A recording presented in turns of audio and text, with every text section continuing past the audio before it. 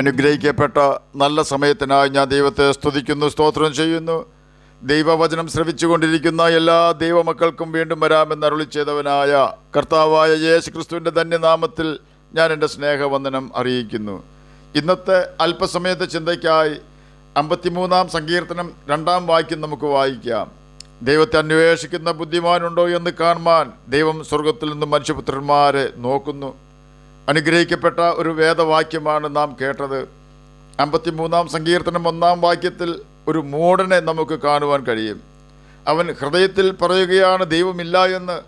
മൂഢൻ ദൈവമില്ല എന്ന് പറഞ്ഞാലും സാത്താൻ ഒരിക്കലും ദൈവമില്ല എന്ന് പറയുകയില്ല. കാരണം ദൈവത്തെ മുഖാമുഖം കണ്ടിട്ടുള്ളവനാണല്ലോ അവൻ.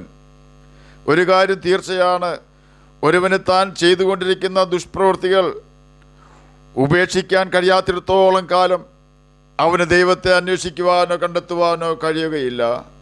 എല്ലാ വ്യക്തികൾക്കും ദൈവം ധാരാളം അവസരങ്ങൾ നൽകും.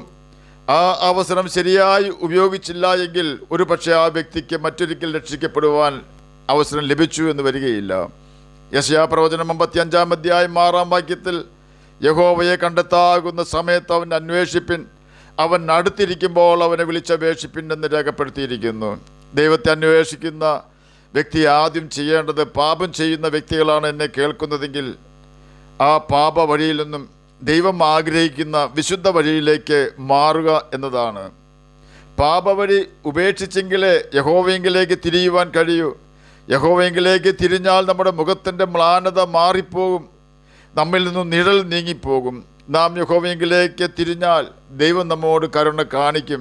ദൈവത്തെങ്കിലേക്ക് തിരിയുക എന്ന് പറഞ്ഞാൽ ലോകമോഹത്തിന് എതിരെ ദൈവസ്നേഹത്തിലേക്കും ദൈവഭയത്തിലേക്കും തിരിഞ്ഞ് ദൈവത്തെ അനുസരിച്ച് ജീവിക്കുക എന്നാണ് അർത്ഥം. അങ്ങനെ ദൈവത്തെങ്കിലേക്ക് തിരിയുന്ന വ്യക്തികളോട് കർത്താവ് കരുണ കാണിക്കുകയും അവരുടെ ലംഘനങ്ങളെ ക്ഷമിക്കുകയും ചെയ്യുമെന്നാണ് യെശയ്യാ പ്രവചനം 55-ാം അധ്യായം 7-ാം വാക്യത്തിൽ രേഖപ്പെടുത്തിയിരിക്കുന്നത്. ദുഷ്ടൻ തൻ്റെ വഴിയെയും നീതികെട്ടവൻ തൻ്റെ വിചാരങ്ങളെയും ഉപേക്ഷിച്ച് യഹോവയെങ്കിലേക്ക് തിരിയട്ടെ, അവൻ അവനോട് കരുണ കാണിക്കും. നമ്മുടെ ദൈവത്തെങ്കിലേക്ക് തിരിയട്ടെ, അവൻ ധാരാളം ക്ഷമിക്കും. യെശയ്യാ പ്രവചനം 55-ാം അധ്യായം 7-ാം വാക്യമാണ് നാം കേട്ടത്. ഇപ്രകാരം തങ്ങളുടെ പാപവഴി ഉപേക്ഷിച്ച് ദൈവത്തെ അന്വേഷിക്കുന്ന കോടിക്കണക്കിന് ആളുകൾ ഇന്ന് ലോകത്തിലുണ്ട്. അവരെയെല്ലാം കർത്താവ് കാണുന്നുമുണ്ട്, അവരെ സഹായിക്കുന്നുമുണ്ട്. അങ്ങനെയുള്ള ഒരു ബുദ്ധിമാനാണ് ഇസ്രയേൽ രാജാവും ഇസബേലിൻ്റെ ഭർത്താവുമായ ആഹാബ്. ഇസ്രയേലിനായ നാബോത്തിൻ്റെ മുന്തിരിത്തോട്ടം ആഹാബിൻ്റെ കൊട്ടാരത്തിന് സമീപമുണ്ടായിരുന്നു.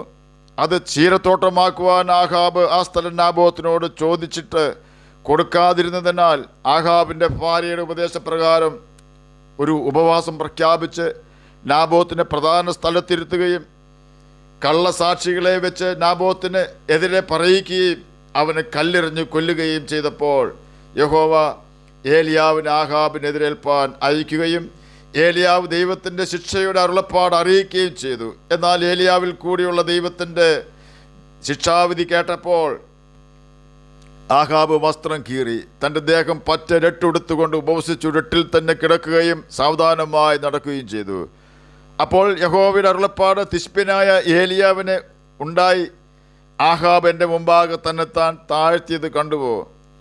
അവൻ എൻ്റെ മുമ്പാകെ തന്നെത്താൻ താഴ്ത്തിയത് കൊണ്ട് ഞാൻ അവൻ്റെ ജീവകാലത്ത് അനർത്ഥം വരുത്താതെ അവൻ്റെ മകൻ്റെ കാലത്ത് അവൻ്റെ പാപത്തിന് ഉള്ള ശിക്ഷയായി അവൻ്റെ ഗൃഹത്തിന് അനർത്ഥം വരുത്തും എന്ന് കൽപ്പിച്ചു.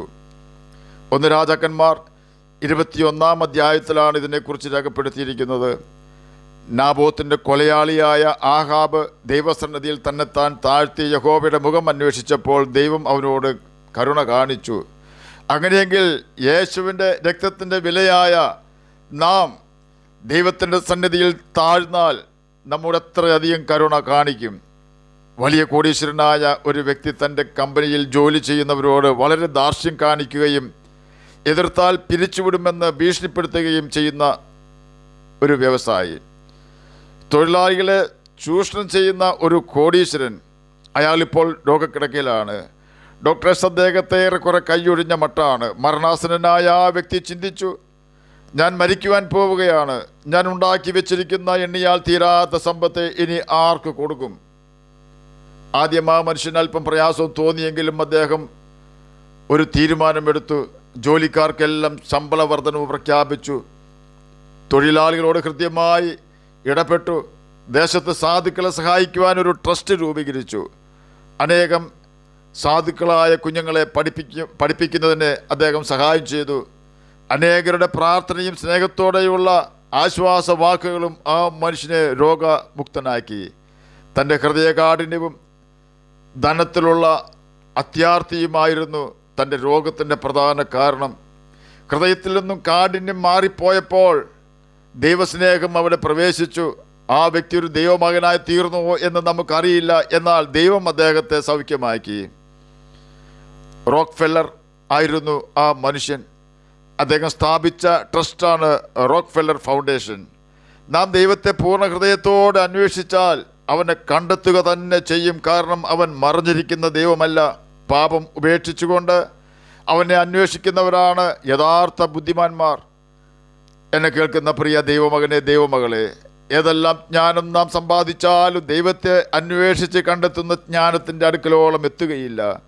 അപ്പോസ്തലനായ പൗലോസ് തനിക്കുള്ള സകല സമ്പത്തും സർവവും ഉപേക്ഷിച്ചുകൊണ്ട് ക്രിസ്തുവിനെ കണ്ടെത്തി. പൗലോസ് ബുദ്ധിമാനായിരുന്നു. ആകയാൽ നമുക്ക് ലാഭമായിരിക്കുന്നതെല്ലാം മാറ്റിവെച്ചുകൊണ്ട് ഏറ്റവും വിലയേറിയ മുത്തായ കർത്താവായ യേശു ക്രിസ്തുവിനെ തന്നെ നേടാം. അവനെ നേടുവാൻ നാം ചെയ്യേണ്ടത് യേശുവിൻ്റെ കൽപ്പനകൾ പ്രമാണിച്ചുകൊണ്ട് ദൈവത്തെ സ്നേഹിക്കുക എന്നതാണ്. അപ്രകാരം ദൈവത്തെ സ്നേഹിച്ചുകൊണ്ട് നമുക്ക് ജീവിക്കുകയും നിത്യജീവന അവകാശികളായി തീരുകയും ചെയ്യാം. അതിന് കർത്താവ് നമ്മെ സഹായിക്കട്ടെ എന്ന് പ്രാർത്ഥിച്ചുകൊണ്ട് ഞാൻ എൻ്റെ വാക്കുകളിൽ നിന്ന് വിരമിക്കുന്നു. നമുക്ക് പ്രാർത്ഥിക്കാം. ഞങ്ങളെ സ്നേഹിക്കുന്ന സ്വർഗീയ പിതാവേ, നല്ല വചനത്തിനായി ഇങ്ങനെ സ്തുതിക്കുന്നു, സ്തോത്രം ചെയ്യുന്നു. എന്നെ കേൾക്കുന്ന ഏതെങ്കിലും പ്രിയപ്പെട്ടവർ രോഗത്താൽ ഭാരപ്പെടുന്നുവെങ്കിൽ അങ്ങ് അവർക്ക് സൗഖ്യം കൊടുക്കണമേ. പഠിക്കുന്ന കുഞ്ഞുങ്ങൾക്ക് പഠിക്കുവാനുള്ള ബുദ്ധിയും ജ്ഞാനവും ഓർമ്മശക്തിയും കൊടുക്കണമേ. അങ്ങയുടെ കൽപ്പനകൾ പ്രമാണിച്ചുകൊണ്ട് ഈ ഭൂമിയിൽ ജ്യോതിഷികളെ പോലെ തിളങ്ങുവാനും നിത്യജീവന അവകാശികളായി തീരുവാനും അടിയനെ കേൾക്കുന്ന അങ്ങനെ കുഞ്ഞുങ്ങളെ സഹായിക്കുകയാണമേ. പ്രാർത്ഥന കേട്ടതിനായി സ്തോത്രം. യേശുവിൻ്റെ നാമത്തിൽ തന്നെ ആമേൻ. കർത്താവ് എല്ലാവരെയും അനുഗ്രഹിക്കട്ടെ. സ്തോത്രം.